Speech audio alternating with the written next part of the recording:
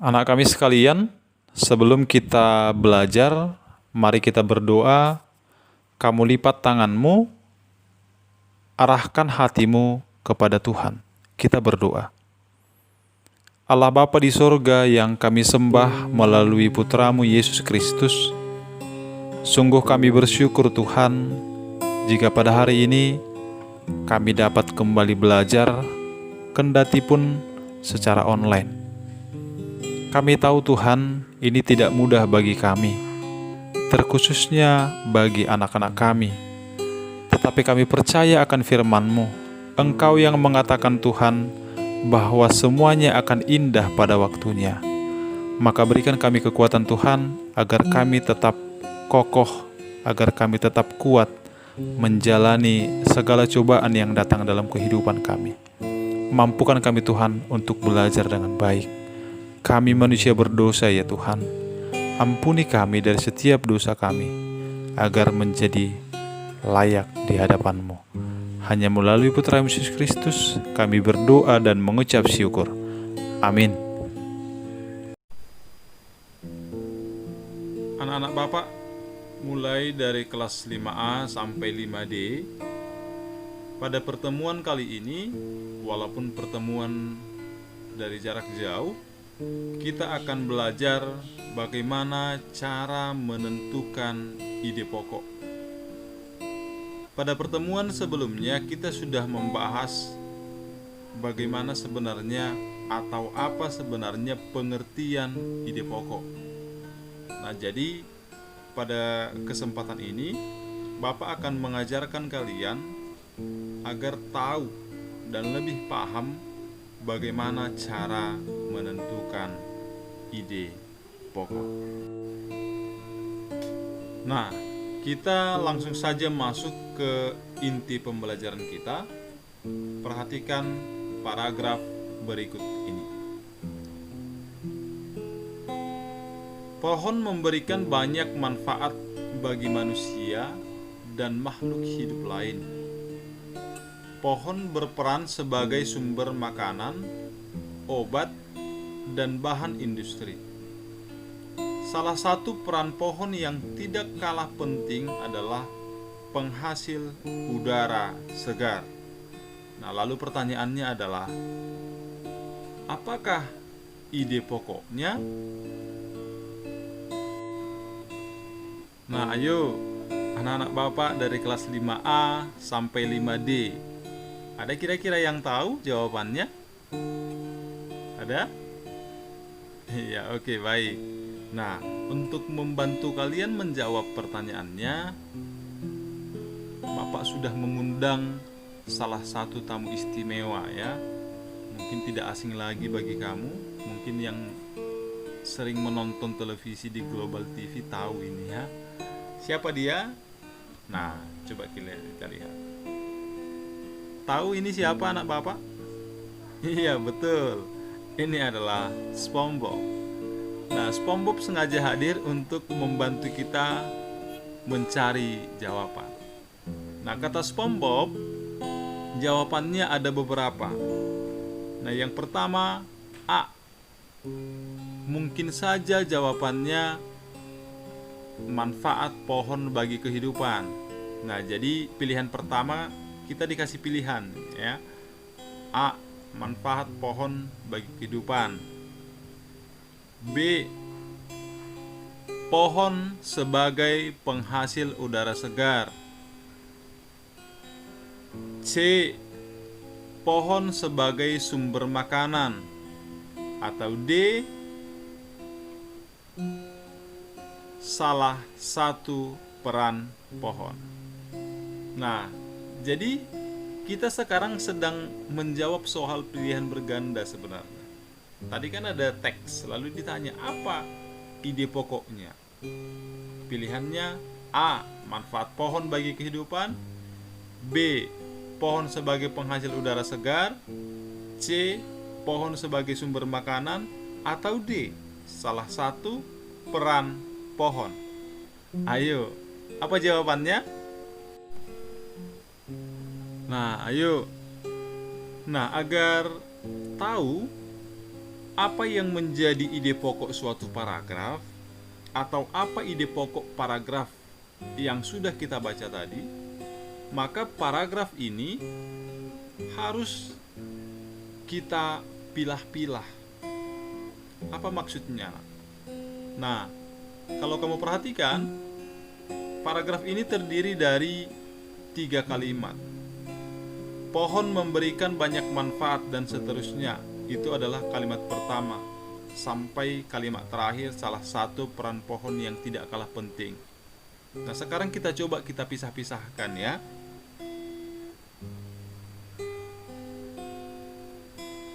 Kalimat pertamanya bunyinya seperti ini. Pohon memberikan banyak manfaat bagi manusia dan makhluk hidup lain. Kalimat kedua, pohon berperan sebagai sumber makanan, obat, dan bahan industri. Kalimat ketiga, salah satu peran pohon yang tidak kalah penting adalah penghasil udara segar. Anak-anak kami perlu tahu bahwa di dalam suatu paragraf, ide pokok hanya terletak di awal, ya, hanya di awal atau di akhir. Atau kemungkinan ketiga adalah ide pokoknya terletak di awal kalimat, kemudian terletak juga di akhir kalimat.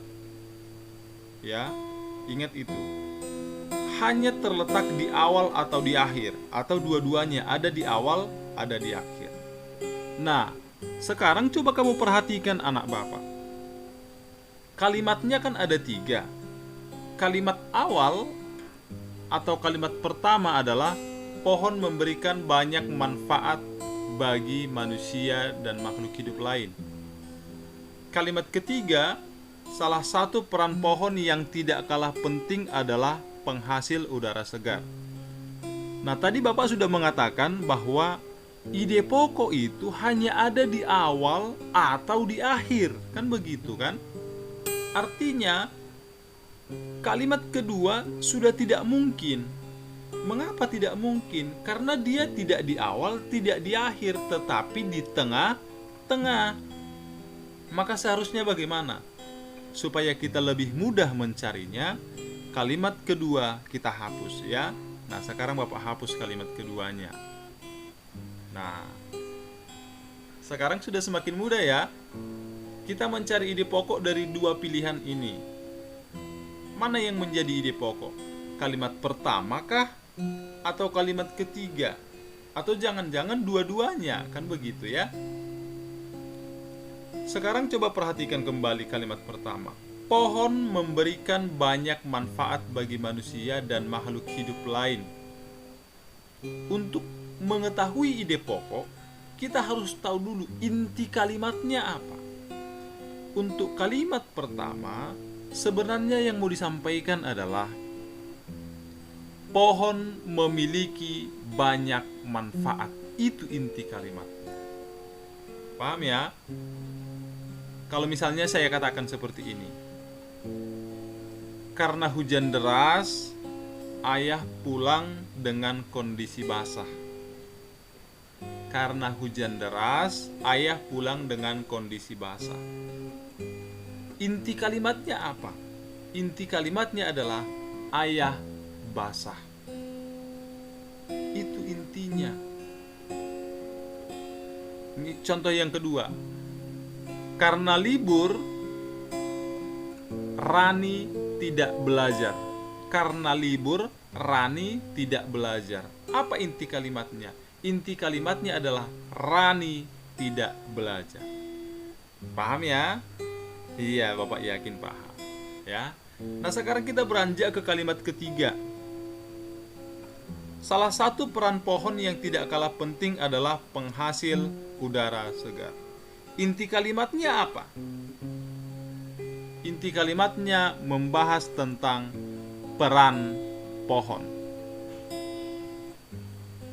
Nah, jika kamu ingat pertemuan yang lalu, anak Bapak, ketika kita menggambar, Bapak menunjukkan gambar gajah pada saat itu. Nah, mungkin kamu masih ingat ketika kita ingin mengambil kesimpulan, kita harus mengujinya dengan pertanyaan. Bahkan dalam contoh yang lalu, ada yang masih ingat ketika Bapak hadirkan tamu istimewa kita, yakni Upin Ipin? Ingat ya, pada saat itu kan mereka diterangkan mempunyai sifat yang rajin menabung, rajin ini dan segala macam, ya kan? Nah, kita lanjut ke sini, kembali ke pembahasan. Bagaimana cara menentukan apakah ide pokoknya kalimat pertama dan kalimat ketiga? Simak baik-baik, caranya sangat mudah. Kita buat pertanyaan. Misalnya ini, peran pohon. Peran pohon itu banyak. Salah satunya apa? Memberikan manfaat bagi manusia dan makhluk hidup lain. Mungkin saja ya. Tetapi coba kalau kita balik, mana lebih cocok? Pohon memiliki banyak manfaat bagi manusia. Pohon memiliki banyak manfaat bagi manusia. Apa manfaatnya? Nah, coba kita buka kembali kalimat kedua. Apa manfaatnya? Sebagai sumber makanan, obat, dan bahan industri. Apalagi manfaatnya? Penghasil udara segar. Jelas ya? Maka kalimat kedua dan kalimat ketiga itu menyatakan manfaat pohon bagi makhluk hidup dan manusia. Paham ya? Kan katanya banyak manfaatnya. Apa-apa saja manfaatnya? Sebagai sumber makanan, obat, bahan industri. Kemudian apa lagi? Penghasil udara segar. Kalimat kedua dan ketiga ini menjelaskan manfaat pohon bagi manusia dan makhluk hidup lainnya. Nah, maka ketika tadi pertanyaannya seperti itu, apa yang menjadi jawabannya? Coba ingat. Pohon memiliki banyak manfaat. Mana yang tepat? Iya, maka jawabannya adalah A. Manfaat pohon bagi kehidupan. Paham ya? Nah, oke, baik anak-anak Bapak, supaya lebih paham, kita lanjutkan ke contoh yang kedua. Nah, ini paragrafnya, diperhatikan ya, saya bacakan. Pupuk organik adalah pupuk yang berasal dari sisa-sisa makhluk hidup. Pupuk tersebut dapat berasal dari kotoran hewan. Selain itu, kotoran manusia dapat dibuat untuk pupuk jenis ini. Ada pula pupuk organik yang berasal dari sisa tumbuhan, misalnya tanaman orok-orok. Nah, kita kembali ditanya, apakah ide pokoknya? Nah, sekarang teman kita yang baik, SpongeBob, kembali hadir. Iya, dia sengaja hadir ingin membantu kelas 5A sampai 5D. Ya, kata SpongeBob, pilihan jawabannya ada beberapa ya. Apa-apa saja itu? Nah, A. Pupuk dari kotoran hewan. B. Sisa-sisa makhluk hidup. C. Pengertian pupuk organik. Atau D. Kotoran manusia dapat dijadikan pupuk. Nah, ini pilihannya. SpongeBob sudah membantu kita ya. A. Pupuk dari kotoran hewan. B. Sisa-sisa makhluk hidup. C. Pengertian pupuk organik. Atau D. Kotoran manusia dapat dijadikan pupuk. Ada yang ingat bagaimana tadi cara kita menemukan ide pokok? Apa yang harus kita lakukan? Ada yang ingat? Iya, betul. Caranya adalah paragraf tadi kita pilah-pilah atau kita pisah-pisahkan sesuai dengan kalimatnya. Nah, sekarang kita pisahkan ya. Nah, coba kamu perhatikan. Kalimat pertama, pupuk organik adalah pupuk yang berasal dari sisa-sisa makhluk hidup. Kalimat kedua, pupuk tersebut dapat berasal dari kotoran hewan. Kalimat ketiga, selain itu kotoran manusia dapat dibuat untuk pupuk jenis ini. Dan yang keempat, ada pula pupuk organik yang berasal dari sisa tumbuhan, misalnya tanaman orok-orok. Nah, langkah pertama adalah ingat kembali, ide pokok hanya terletak di awal atau di akhir ya. Maka langkah paling cepat adalah kita hapus kalimat kedua dan kalimat ketiga. Kita hapus. Iya. Sekarang sudah tertinggal 2. Kalimat pertama pupuk organik adalah, dan seterusnya, atau kalimat keempat adalah pupuk organik. Nah, tadi di awal sudah Bapak jelaskan, ketika kedua kalimat sudah tersaji atau sudah disajikan, maka langkah berikutnya adalah menentukan inti kalimatnya. Apa yang menjadi inti kalimat nomor 1? Intinya, pupuk organik berasal dari sisa makhluk hidup. Jadi intinya adalah pupuk organik adalah pupuk yang berasal dari sisa makhluk hidup.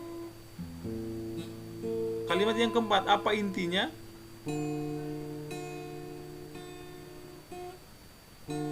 Sebagian pupuk organik, mohon maaf ya, itu sebagian, sebenarnya sebagian ya, mohon maaf ya. Sebagian pupuk organik berasal dari sisa tumbuhan. Sekali lagi, sebagian ya nak ya. Ini hanya salah pengetikan ya, mohon maaf sekali lagi. Sebagian pupuk organik berasal dari sisa tumbuhan. Nah, sebenarnya apa yang dibicarakan di sini? Yang dibicarakan adalah pengertian pupuk organik. Apa pupuk organik? Pupuk yang berasal dari sisa makhluk hidup. Coba kita buktikan. Apa buktinya kalau yang dibicarakan adalah pupuk organik atau pengertian? Mengapa pupuk organik dikatakan pupuk yang berasal dari sisa makhluk hidup? Coba perhatikan kalimat kedua. Iya, dikatakan berasal dari makhluk hidup karena yang pertama, pupuk tersebut berasal dari kotoran hewan. Apalagi? Kalimat yang ketiga, selain kotoran manusia dapat dibuat untuk pupuk jenis ini. Jadi katanya kotoran hewan bisa dibuat menjadi pupuk organik. Kotoran manusia bisa menjadi pupuk organik. Atau yang keempat, ada pula yang berasal dari tumbuhan, dari sisa-sisa tumbuhan. Maka kalimat utamanya atau ide pokok itu terletak di kalimat pertama ini. Pupuk organik adalah pupuk yang berasal dari sisa-sisa makhluk hidup. Lalu apa jawabannya? Nah, coba kamu perhatikan. Nah, maka sebenarnya jawabannya teks tersebut sedang berbicara pengertian pupuk organik. Paham ya? Iya. Nah, demikianlah anak-anak Bapak, 2 contoh soal yang sudah Bapak sampaikan. Dengan harapan sebenarnya kamu lebih paham ya, lebih mudah paham. Walaupun memang terkesan cepat karena kita pembelajaran online, jadi ada beberapa hal yang juga harus kita pikirkan. Makanya kalaupun terkesan cepat, kita maklumi saja. Yang penting tetap semangat di dalam pembelajarannya supaya apapun itu kamu tetap mendapatkan yang terbaik. Oke ya. Nah, jadi demikianlah anak-anak Bapak dari kelas 5A sampai 5D pembelajaran kita kali ini. Jadi supaya kamu nanti paham, lebih mudah mengerti, kamu Bapak berikan tugas ya. Anak-anak Bapak diberikan tugas. Apa tugasnya? Perhatikan di layar. Tulislah ide pokok paragraf-paragraf berikut ini. Yang pertama, ini dia paragraf pertama. Bisa dibaca ya? Iya, saya yakin bisa dibaca ya. Yang kedua, ini ya. Yang ketiga. Nah, ini paragrafnya. Sudah? Nah, jadi ingat, nanti tugas ini kamu kerjakan di buku tugasmu. Mungkin nanti ada yang bertanya, "Pak, apakah paragrafnya ditulis?" Nah, tugas kalian hanya menulis jawabannya saja ya, anak Bapak ya. Jadi, yang pertama ingat ya, pembelajaran tadi kan sudah dimulai dari awal sampai ke sini kan. Yang pertama, materi pembelajarannya kamu pindahkan ke catatan. Itu yang pertama. Sudah? Yang kedua, ketiga paragraf ini kamu tentukan ide pokoknya. Ya, ide pokoknya. Nah, jadi yang mau Bapak minta dari penugasan ini hanya cara pengerjaanmu ya. Cara pengerjaannya bagaimana? Kalian tidak disuruh menulis soalnya. Kalian tidak perlu menulis paragraf-paragraf ini lagi anakku ya. Hanya langsung mencari atau menentukan ide pokoknya. Oke? Nah, demikianlah pembelajaran kita pada pagi hari ini.